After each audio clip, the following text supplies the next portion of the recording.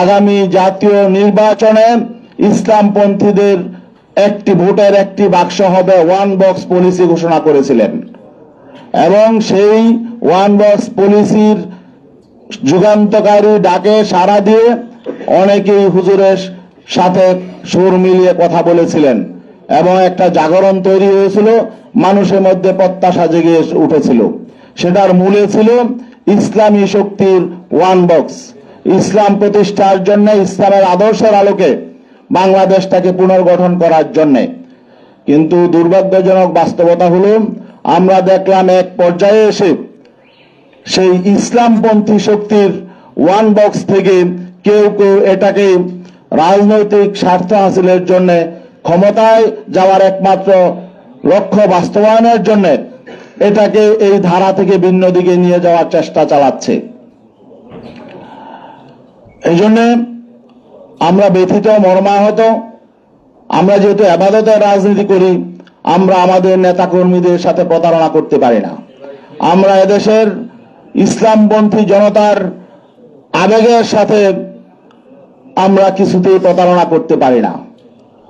আমরা যেহেতু ইসলাম প্রতিষ্ঠার জন্য, ইসলামের সুমহান আদর্শ প্রতিষ্ঠার জন্য, ইসলামের আলোকে কল্যাণ রাষ্ট্র প্রতিষ্ঠার জন্য আমরা দীর্ঘদিন যাবৎ এখানে কাজ করে আসছি, আমরা এর থেকে বিচ্যুত হতে পারি না। এই জন্য আপনারা লক্ষ্য করেছেন যে গতকালকে 11 দলীয় জোটের ব্যানারে যেখানে আমরাও ছিলাম, সেখানে একটি সাংবাদিক সম্মেলন হয়েছে, সেখানে আসন বন্টন হয়েছে।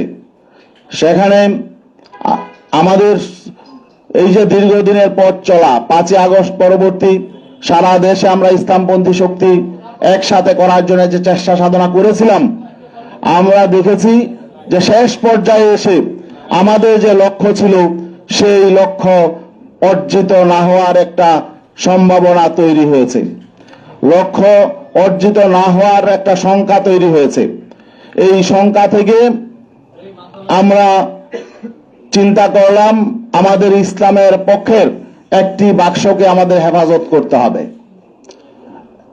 এই জন্য ইসলামী আন্দোলন বাংলাদেশ, যদিও আমরা জানি সামনে আমাদের পথ চলা হয়তো মসৃণ নাও হতে পারে, কারণ আমরা ক্ষমতার রাজনীতি আমরা সেভাবে করি না। আমাদের মূল লক্ষ্য ইসলাম, ইসলামকে আমরা আগে রাখি, আমাদের আমরা নীতি আদর্শের রাজনীতি করি।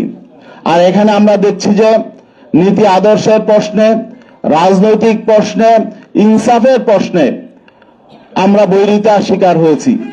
সেই জন্য আমরা আজকে আপনাদের সামনে ঘোষণা দিতে বাধ্য হচ্ছি যে ইসলামী আন্দোলন বাংলাদেশ আসন্ন ত্রয়োদশ জাতীয় সংসদ নির্বাচনে যে 270টি আসনে মনোনয়নপত্র সাবমিট করেছে, এর মধ্যে আপিলে 2 জন বাতিল হয়েছে, বাকি 268 জন সংসদ সদস্য প্রার্থী এখনো পর্যন্ত মাঠে কাজ করছেন।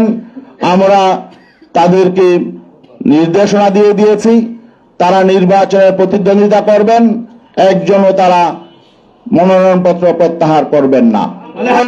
আমরা ইসলামী জনতার যে প্রত্যাশা, যে এখানে একটা বিষয় স্পষ্ট করে বলতে হয় যে আমরা কেন এই সিদ্ধান্তে আসলাম।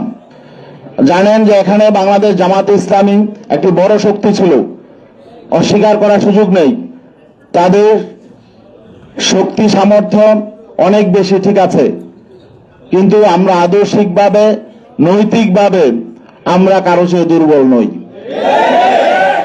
আজকে আমাদের দুঃখজনক বাস্তবতা হলো আমরা অবাক বিস্ময়ের সঙ্গে দেখলাম জামাতে ইসলামী সম্মানিত আমির জনাব ডাক্তার শফিকুর রহমান, তিনি স্পষ্ট করে বলেছেন যে তারা ক্ষমতায় গেলে প্রচলিত আইন অনুযায়ী রাষ্ট্র পরিচালনা করবেন।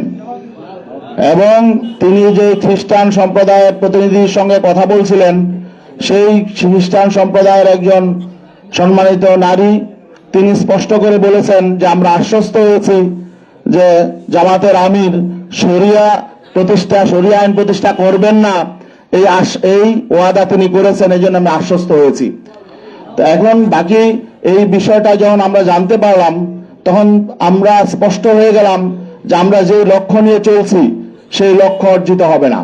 কারণ আজকে যখন রাষ্ট্র ক্ষমতা যাওয়ার মতো একটা পরিবেশ পরিস্থিতি তৈরি হয়েছে, এখন যারা প্রধান শক্তি তারাই যদি ইসলামের সুমহানী আদর্শ থেকে ভিন্ন দিকে চলে যায়, তারা যদি ইসলামী আইনের প্রতি তাদের আস্থা না থাকে, তাহলে আমরা যে কর্মী সমর্থক নিয়ে সারা দেশে ইসলামের পক্ষে কাজ করে যাচ্ছি, এই স্বপ্নই থেকে যাবে।